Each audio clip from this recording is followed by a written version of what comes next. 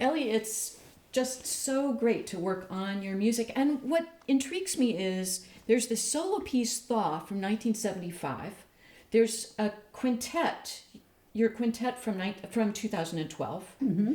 And you begin them, at least the piano part, in the same way with this sort of resonance. You hold some notes and then you strike others and you hear the overtones resonate.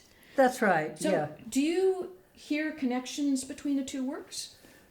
Well, in the later piece, of course, I remembered the earlier piece, and I had enjoyed doing that, so I thought I would try it here too. I never considered that I was innovating anything too remarkable, but I liked the sort of cavernous, sometimes spooky effect that you get when certain strings are held open on the piano by your pressing the keys down, then you really hit some other keys nice and hard so that it makes a good sound that resonates the overtones of those open strings. Yes. That you're holding down. And when I was little and played the piano, I had never explored that far. For one thing, I didn't grow up with a grand piano, so it was not possible to do. And for another thing, no one had ever done it or was teaching it that I know of. We've been talking about being a composer in Northern California. Yes. And which is a pretty broad range because everyone from Terry Riley to Andrew Embry and, beyond. And so, but my favorite Northern California composer besides you is Henry Cowell, who did that when he was a teenager in 1912 or something, and he he held down some notes and then hit others, and he was self-taught because of course he was very poor and only did some manual labor jobs to earn enough to buy a piano, but didn't have enough money for piano lessons, so he just decided to play on the strings and do these, things like this, which you do. You hold down in the quintet. You have your whole forearm. Well, Charles Ives did that sometimes too, Yes. Yes. So people sometimes like to think of the instrument that they're writing for as a not just a machine but a toy, and let's see how many different things, how many different kinds of sounds you can get. Another thing that has always driven me to explore getting unusual sounds, non-traditional sounds out of the piano is my fondness for percussion and what happens when you strike something or what resonates when you do something else. The way sounds are produced has always been one of the reasons that I enjoy composing, because I'm very interested in that, and it's fun. Everything is a toy. Writing music is play at the highest level. But sometimes work. It's always work, but it feels less like work when you realize that you're also playing. Tell me though about being a California composer and your early lessons that influenced how you wrote Thaw and Quintet. Oh, sure. Well, there's a long period of time in there, but nevertheless, there are many things from my childhood that still affect, how I work and what I like to do. I grew up in Davis, which at that time didn't even have a music department at the university there, and it was just like sort of growing up in the country. And it was not like living in Manhattan, for example. Think of the differences there. And I was very fortunate to have a piano teacher who moved in with her husband to a house just down the street from ours, which was at the end of town. but he was with the university. He was Norwegian and she was British. Olive Shipstead was her name. And she had trained at Eastman, which interestingly enough, at that time was training its future piano teachers to give lots of ear training to young students. I started when I was 8, which isn't terribly young, and she had a little blackboard, and she would dictate melodies to me, and I would write them down. And then by the time I was 9, I was doing 4-part dictation, or she would write down a melody and then dictate. I would write down a melody, and then she would dictate a bass line, and then we would take turns doing that. And then she'd say, now come and just fill in the harmonies at the piano. So great. So that How was a valuable. sort of thing that you may remember that I taught at the conservatory when you were a student there in one of my musicianship classes. But by the time you get to be college age, that seemed, why are they asking me to do this? You know, why do I have to do this? For me, it was so fun.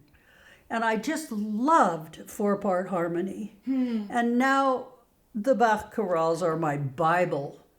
So oddly enough, you can't tell it really by listening the first time, but Thaw, the piano piece that you play so wonderfully, actually has chord progressions and voice leading. And those principles have influenced my composing right along. Right, I mean, the same can be said for the quintet. You know, I'm not just splattering out. Yeah, Kevin, I want to bring you into the conversation. You play so much contemporary music and modern music, and maybe you could speak a little bit to Ellie's writing and. It's kind of, I sort of think of no piece of music is an island. It's always written in a certain context. Yeah. And this quintet was written in 2012. And, 10 years in terms of like the classical music lifetime of a piece, like that's a young piece of music, right? Mm-hmm. Compared to like, say, a Beethoven quartet or something, right? And the kinds of pieces that are sort of coming out, in the last 10 years, there's this big push of like post-minimalism or even pieces that are just outright minimalistic. But I wouldn't describe this piece as minimalist at all. But there are maybe some shared elements from those kinds of things. Like, for example, it is diatonic. And minimalism and post-minimalism, a lot of it is diatonic. So there's maybe that shared element, but that isn't to say it shies away from kind of more gritty dissonances. Like you can really hear that in the last movement of the quintet. When the opening, we're starting off like, it seems like we're in D flat major, but then, all right, like the very like third beat that you hear, all of a sudden D natural, right? It's like shocking that happens. And I think that's a really interesting, you were talking about play earlier. Yeah. That's something that's interesting about your music to me, is that there are these little shifts of play. And that example, I didn't think about this, but that's an example of voice leading in the play. The D flat major to the D natural, that's where we arrive. And not only do you hear the D natural once, but it's twice. Ba-bum, right? It's like really fast and you hear it doubled, and then you have these chords that come after it. And I think that that's something that is really subtle. Maybe people wouldn't notice when they listen to it, but it would affect them. And there's something about the way that you're affecting the listener in that playful sense that seems to be in like its own world. It almost reminds me of like Neo Haydn in a sense. Oh, how nice. Yeah, I mean, you study with Mio, and I sort of hear this with Mio as well. Yeah. Like, the ideas never go on for too long. Right? Mm-hmm. Like sometimes when you're hearing a new composition or something, the idea, like a composer really wants to like flesh it out fully, and like too fully sometimes. They go on and on and on. They transform it over and over and over again. But your treatment of the musical material seems to be very like, this is enough. Like this is the development of it. It speaks on its own as it is. And like Haydn or Milhaud, then it's on to the next. Well, that's very astute of you to notice that, and thank you for appreciating it. It may be because I was the youngest of 3 children and kind of a pest to my way older brother and sister, and I didn't want to. I was always trying to get their attention. Well, but they would tell me if I was going on too long. Right. But no, actually, it has a lot more to do with my being, as well as a composer, it has to do with my being a pianist. Because I have a lot of piano literature in my nervous system, and a lot more of the classics than even of the moderns. Also, I studied piano with Fritz Behrens when I was a teenager. He was the conductor of the Sacramento Philharmonic. And so I went to all their concerts, and I learned more about orchestration then than ever any time since, just by sitting there and looking down at the orchestra. And he taught me a lot about style, musical style, what is meant by that, and I learned to differentiate between Haydn's style and Mozart's even, or people from different periods, and of course it informs what I compose, and but I don't like. You're right. I don't like to go on too long about it. I might bore myself. Yeah. I think that's part of the play element too, right? Yeah. Like the game has a certain life where it remains interesting. And then whenever there's no rule that says you have to stay in a game for a certain period of time. Yeah. And so the spontaneous, playful element is to move on to the new game when it feels right. Sure. Yeah. Well, I like attention, and I like to hold people's attention. Sarah will tell you that I was the same way even as a classroom teacher. A great classroom teacher. Well, I wasn't even thinking of how good I was at it. I just remember how necessary it was to keep people's attention, even if you had to throw a piece of chalk at them or something.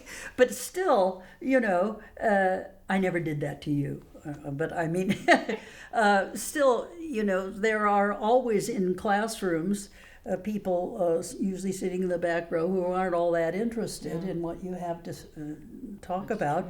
And you have to make it interesting to them. You have to make them be as excited about it as you are, if you're the teacher. Both the quintet and Thaw the proportions are so perfect, and they're so beautifully structured. And I wondered, you talked about sort of not throwing the notes on the page or something. Do you think of the entirety first? Do you sit down and sort of think about it's going to start here and end here? To a certain extent, but I also don't want to. I want the thing to sound unified, and I want the material to be organized and timed in such a way that it communicates maximally. I know what it means to go on too long or not long enough. And of course, I've written some other things that didn't succeed.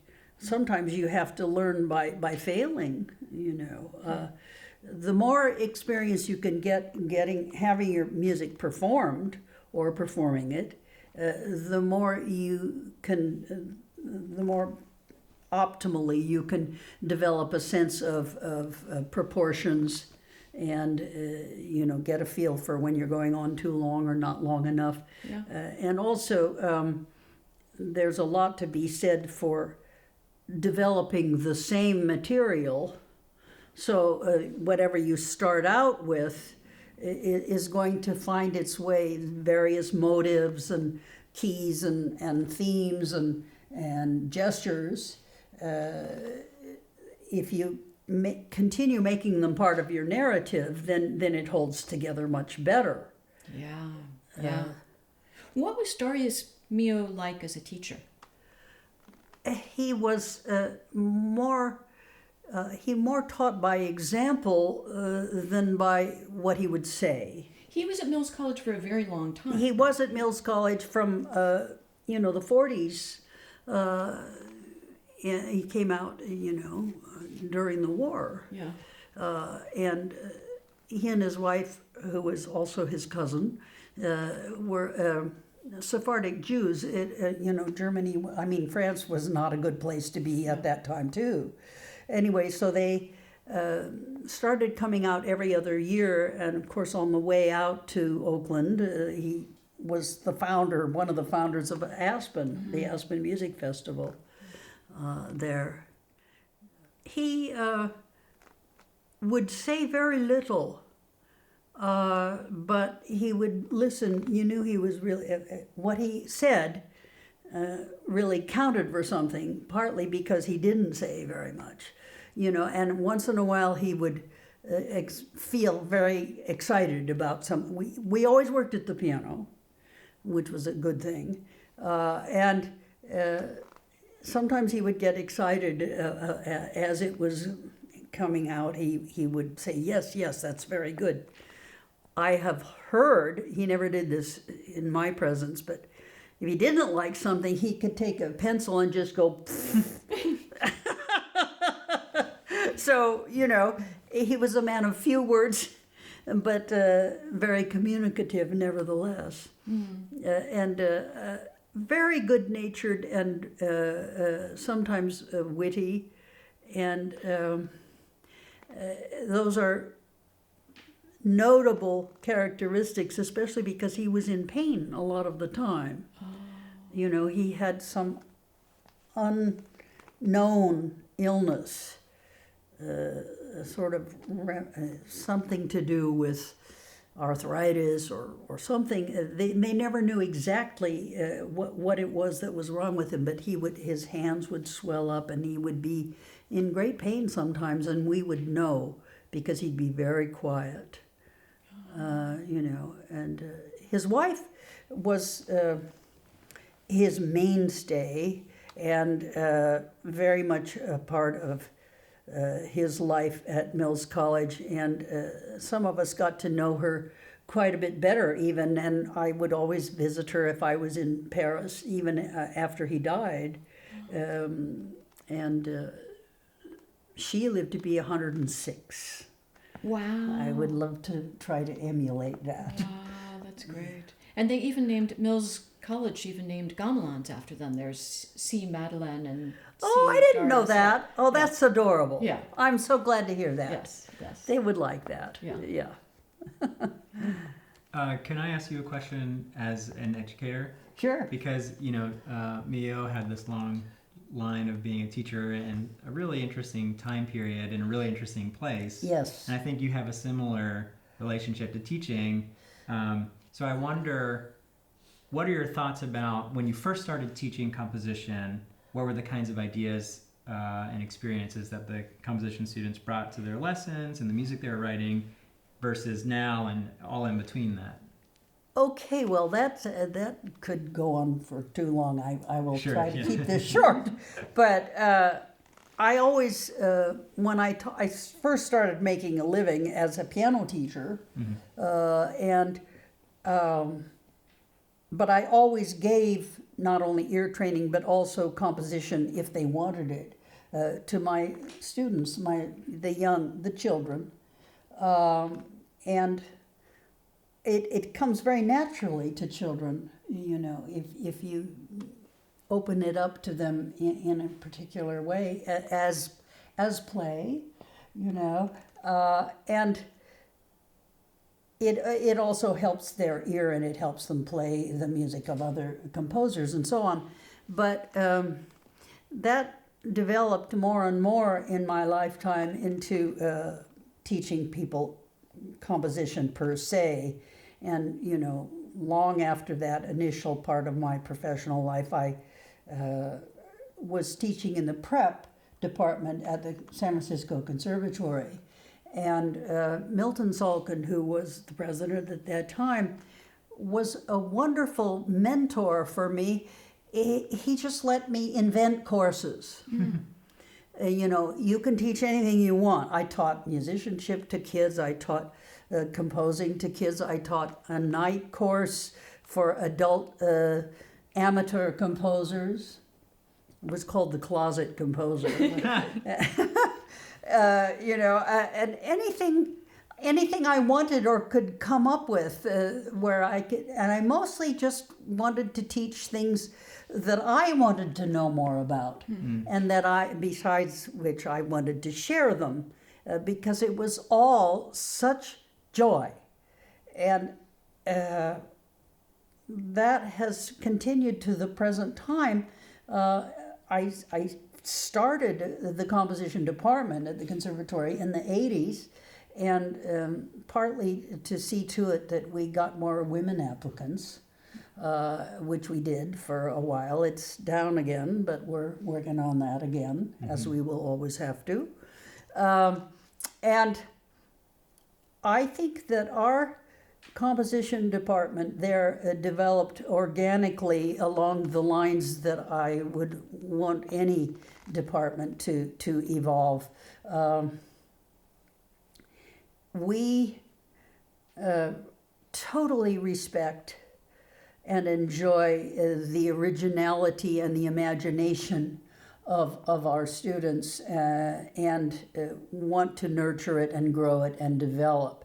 We do not adhere to any particular school of composition. We know of them and can help kids if they're interested in it, in those things. You know, I want to learn more about minimalism. Well, how much more can you learn? But anyway, we want to know, you know, more about this composer's style or more about polytonality, blah, blah, blah. Or if they don't know about those things to ask, we suggest them to them, and then they take them up and experiment with them. And in doing that, you know, not only evolve their own style, but maintain their joy, you know, in what they're doing. And it's a very collegial department. It's not cutthroat competitive. The students are not there to try to outshine each other or win contests, or, well, they do enter contests and they win them, but they, you know, they aren't mean to each other about it. They celebrate each other's victories and whatnot. So it's a good cooperative community, much more than a competitive one. Competent, yes, but not, and competitive at the highest level with everyone else in the world, you know, who's composing, but not mean-spirited, and nobody does anything underhanded to influence judges or something of that kind, or nobody crows about their achievements, you know, to somebody who didn't win the same prize. That kind of, it doesn't exist. It doesn't exist at the conservatory, and I hope that is just maintained forever. Yeah. I want to give a big thank you to 3232 Music and Peter Branston for getting us all together and for initiating this project, and such an incredible crew, team. Yeah, it's just such a joy to play your music. So, well, thank you very much, and I say the same thank you very much to 3232 and Peter Branston. This is a marvelous platform. Absolutely. Yeah, the coming thing.